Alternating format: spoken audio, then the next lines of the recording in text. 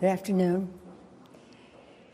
Last Tuesday, we observed the anniversary of the adoption of the Constitution on September 17th. Sadly, on that day, the Intelligence Community Inspector General formally notified the Congress that the administration was forbidding him from turning over a whistleblower complaint on Constitution Day. This is a violation of law. Shortly thereafter, press reports began to break of a phone call by the President of the United States calling upon a foreign power to intervene in his election. This is a breach of his constitutional responsibilities. The facts are these.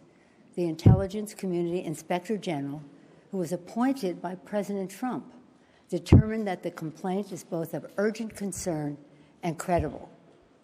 And its disclosure, he went on to say, relates to one of the most significant and important of the Director of National Intelligence's responsibility to the American people. On Thursday, the Inspector General testified before the House Intelligence Committee stating that the acting Director of National Intelligence blocked him from disclosing the whistleblower complaint.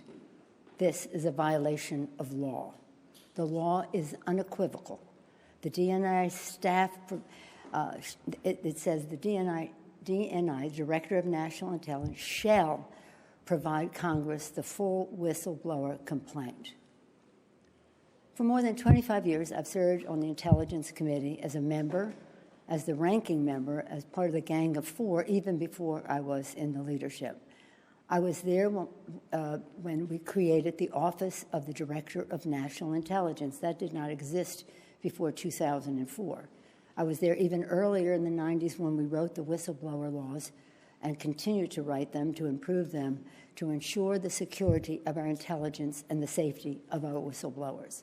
I know what their purpose was, and we proceeded with balance and caution as we wrote the laws. I can say with authority the Trump administration's actions undermine both our national security and our intelligence and our protections of the whistleblowers, more than both. This Thursday, the acting DNI will appear before the House Intelligence Committee. At that time, he must turn over the whistleblower's full complaint to the committee. He will have to choose whether to break the law or honor his responsibility to the Constitution. On the final day of the Constitutional Convention in 1787, when our Constitution was adopted, Americans gathered on the steps of Independence Hall to await the news of the government our founders had crafted.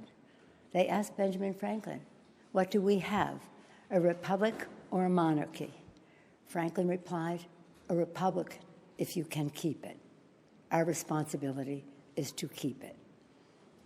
Our republic endures because of the wisdom of our Constitution, enshrined in three co-equal branches of government, serving as checks and balances on each other.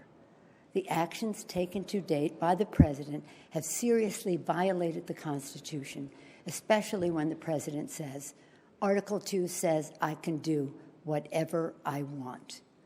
For the past several months, we have been investigating in our committees and litigating in the courts, so the House can gather all the relevant facts and consider whether to exercise its full Article 1 powers, including a constitutional power of the utmost gravity, approval of articles of impeachment. And this week, the President has admitted to asking the President of Ukraine to take actions which would benefit him politically. The actions of the Trump presidency revealed the dishonorable fact of the President's betrayal of his oath of office, betrayal of our national security, and betrayal of the integrity of our elections. Therefore, today, I'm announcing the House of Representatives moving forward with an official impeachment inquiry. I'm directing our 6 committees to proceed with their investigations under that umbrella of impeachment inquiry. The President must be held accountable. No one is above the law. Getting back to our founders, in the darkest days of the American Revolution, Thomas Paine wrote, "The times have found us. The times found them to fight for and establish our democracy. The times have found us today.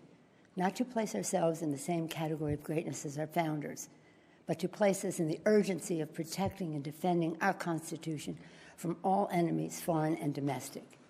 In the words of Ben Franklin, to keep our republic.